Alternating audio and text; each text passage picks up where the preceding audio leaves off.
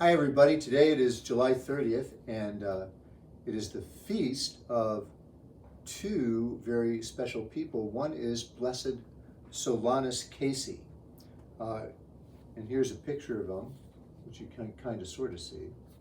And Father Solanus was born Bernard Casey in the Wisconsin countryside in 1870, and he was country raised, and he was the sixth of 16 children.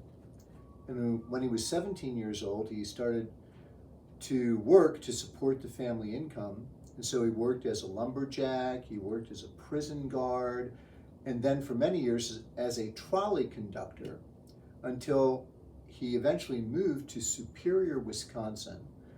And he was so impressed that, as a country boy, with the big city of Superior, that and all its benefits and opportunities, he persuaded the rest of his family to move there too.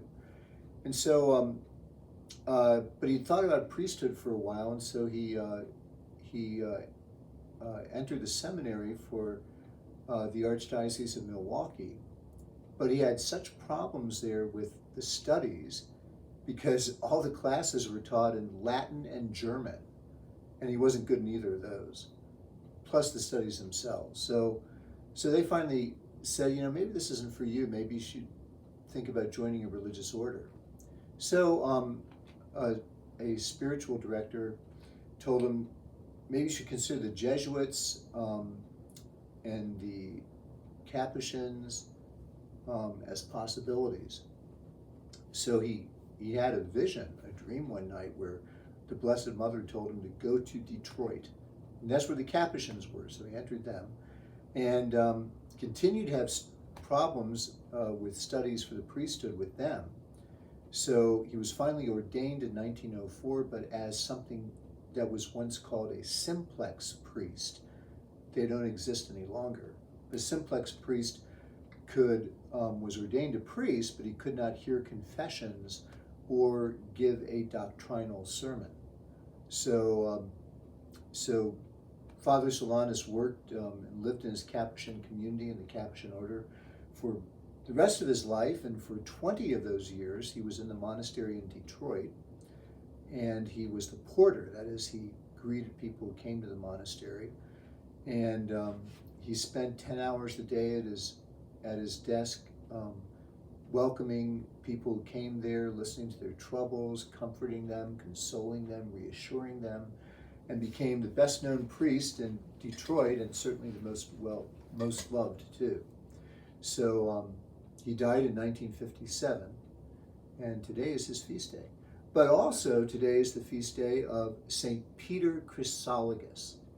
St. Peter was given the name Chrysologus because it means golden-mouthed. And St. Peter was Bishop of Ravenna in the 5th century, and we have many of his homilies still, and they won for him the title of Doctor of the Church.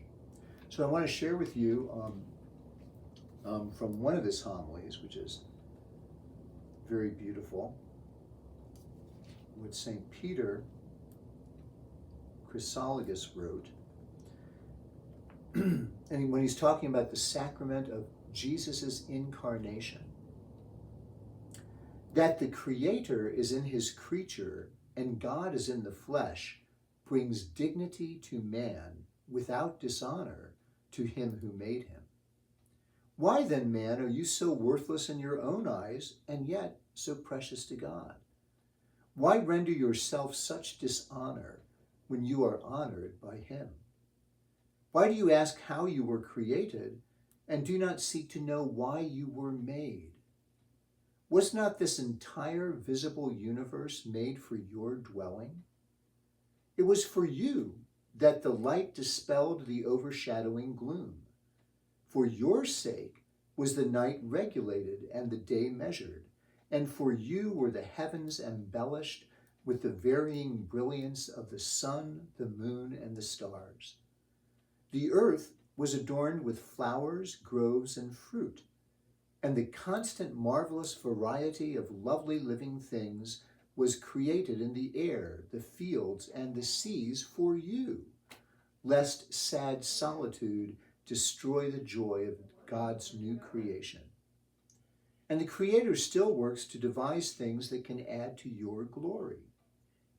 He has made you in his image, that you might in your person make the invisible Creator present on earth. He has made you his legate, so that the vast empire of the world might have the Lord's representative. And that's us. So one last thing, on let's see, August 11th is the Feast of St. Clare.